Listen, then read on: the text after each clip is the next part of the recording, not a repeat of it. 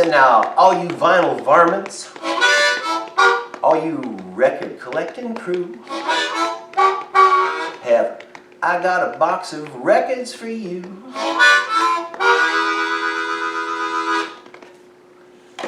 Hey everybody, welcome to episode 21 of Box of Records. I'm here with my friend Shadow Man. How are we doing today? We're doing good. We're pain-free today. We're pain-free. The day is early, but so far... Well, we'll work on it. Try not to cause too much pain with this broadcast anyway. Welcome, everybody. Our 21st time up at bat. Wow. And today's show is brought to you by our local Cord Auburn Duesenberg dealer. Yeah. Who was kind enough to drive down one of his cords here to let us use. So. And a couple pretty girls. Everybody knows what that album is, I'm sure. If they don't, should we tell them? Or let them guess? It's the Alan Parsons. Well, you can't miss, actually. Yeah, which is for the cover more than any theme that we're covering today. No, we're not. This is the car show. Although I could put on a car show. Absolutely no problem at all. Honey! What the fun we're going to have today. I was going to say. Yes. Today's show is called Orphans of America. Now, I'm featuring some American bands this week of interest and of note, but ones that don't really have I don't have enough of their vinyl to do an entire show about. Not that they don't warrant it, but just a little selection of some of the ones from the United States. And I'll probably do a Orphans of Britain too. British Isles. But we're going to start today with this example here. Okay, the Flamin' Groovies, Teenage Head. And this is from like 1970, the classic Flamin' Groovies with when Roy Loney was singing with them. Roy Loney went on later on to have the Phantom Movers and I think passed away last year. But I was fortunate enough to see this band in New Orleans and like a reunion with the A-Bones. It was very cool. But this Teenage Head, where the band Teenage Head got its name, and if I could say so at this time, my choice of best Canadian band ever. Teenage Head? Least favorite, yeah, I would say Teenage Head. For me, anyway. And this is pretty cool because this doesn't have any title on the front. And it's a very Rolling Stonesy type workout with some rockers and some slower blues and just a very well balanced, very cool album. And it's on Kama Sutra. One book I haven't read. The Kama Sutra? Yeah. Yeah, probably better just listen to Flamin' Groovies album. Probably. This is the Flamin' Groovies now. This is later on when they had a different singer, Chris Wilson. And this is their 70s period, and they did a lot more. They seem to get even more retrograde, kind of, not retrograde, retro 60s with this one. But and this band I got to see up in Hamilton at This Ain't Hollywood.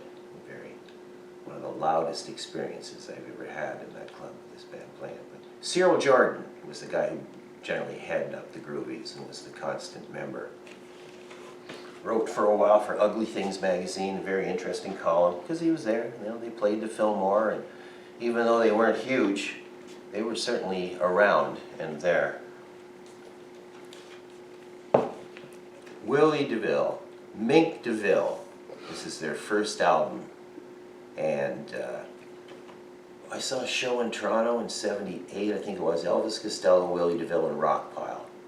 It was a great lineup, but. I must say that Willie really, if anybody stole the show, it was him. And this, he was out with the original punk, New York, CBGB type crowd and everything, but he got kind of lost. People seem to want to categorize him like Springsteen or Southside Johnny, but really he was, and really mined that pre-Beatles kind of Spanish Harlem thing. And these first two albums were produced by Jack Nietzsche, who did all the arranging for Phil Spector and everything. So it's got that beautifully accurate sound for what he was trying to do. And the second one, Return to Magenta, Now that is a reference to this. For his albums, they went back to the old Capitol. They returned to magenta. I'll get you a good liner for that. Yeah? Yeah. Okay.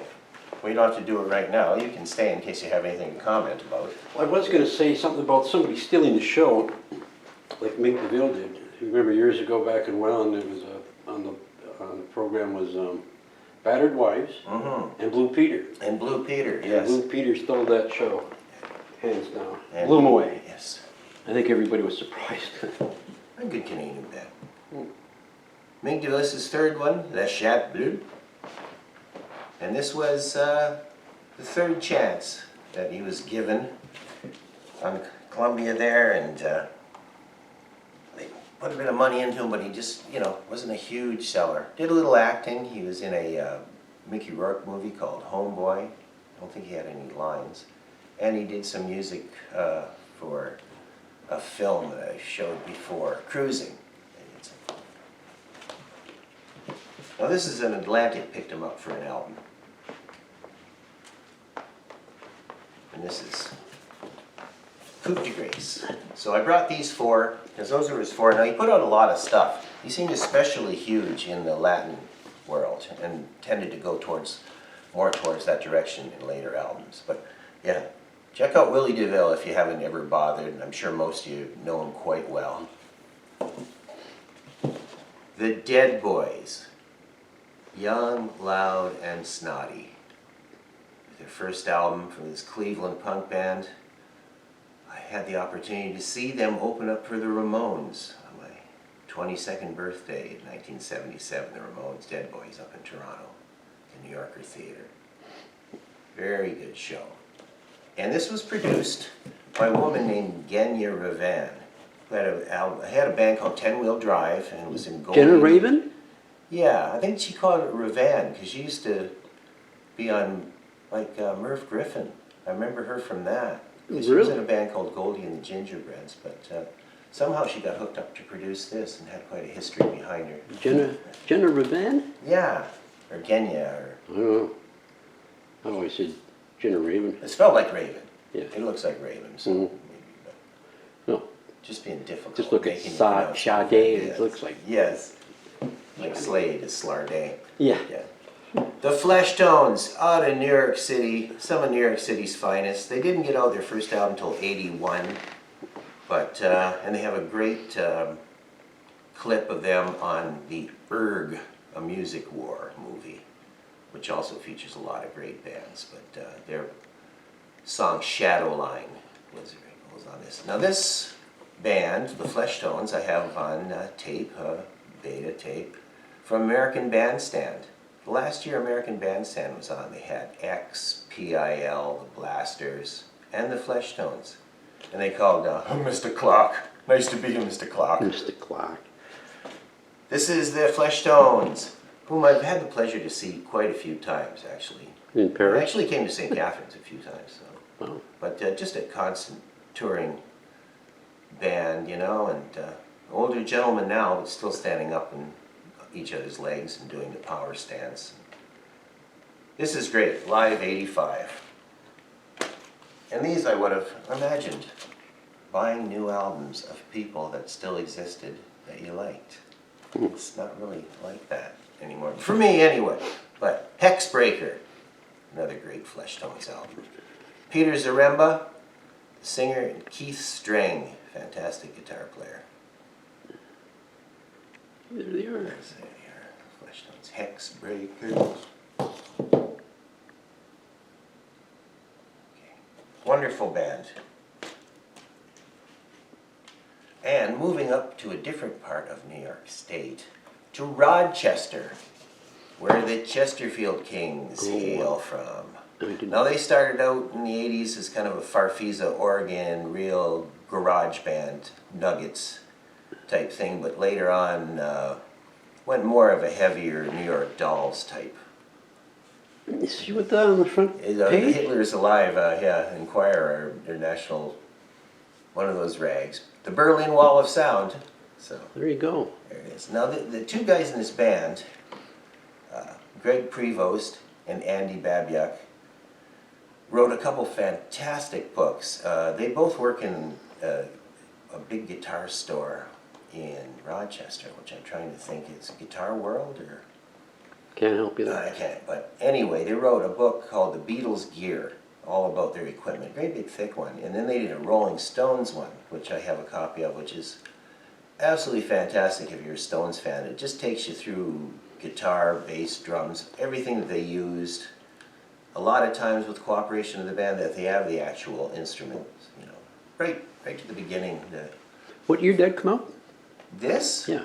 This, I would say, this is probably early 90s, this version of the Chesterfield Kings. Is that a real newspaper? Oh, the Hitler is alive? Yeah, I would imagine.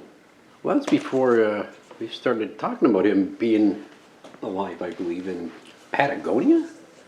Well, there's a lot to that Patagonia story. Records. Yeah, Yes. well, there's a lot to the Hitler legend goes on. I can't say enough about this. The Chesterfield Kings, Let's Go Get Stoned. It's a homage, it's a tribute. As you can tell, it's very much like a Rolling Stones album, right down to the typeface. And it looks like Aftermath, of course. On the mirror, And some similar shots. And actually Mick Taylor is on a song here. And fantastic album. This was in the mid-90s, and I listened to this and liked this more than anything that the Rolling Stones were putting out at the time. But that's not slurring the lads. Hello, Teddy. I see Teddy's got his walking shoes on today. He's got some Teddy Boy shoes Teddy on. Boy. Yes, if I'm going to cooperate with the mascot thing. Well, there you go. You don't have to. Well, we'll argue about this later. Well, it's all there so Harry can Yes. say. Teddy says hello to Harry. Yes. Is he? Well, I heard him whisper it when I was sitting there. Yes. We just watched this, Stoner. Well, yeah, we did. I keep interrupting. That's what I'm here for. Yeah, for interruptions. And introductions. And inductions. Yes. Okay. The Flat Duo Jets. Had the pleasure of seeing these guys open up for PIL one time. No, I am wrong. I'm sorry, it was the Cramps. It was the Cramps, right? It was. Yes, it was. Okay, because I saw the Cramps about 6 times. Senior Now moment. this was on Norton Records. Now this band was in the Athens, Georgia movie, which pretty well financed by the popularity of REM. But this is one of the highlights of that movie. These two guys, just a very raucous sound. They bring up the two of them. Very cool. Dex Romweller is the guitar player.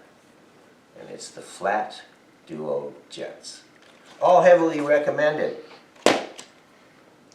Okay. Well, hey, thank you very much. And I hope you enjoyed today's Orphans of America.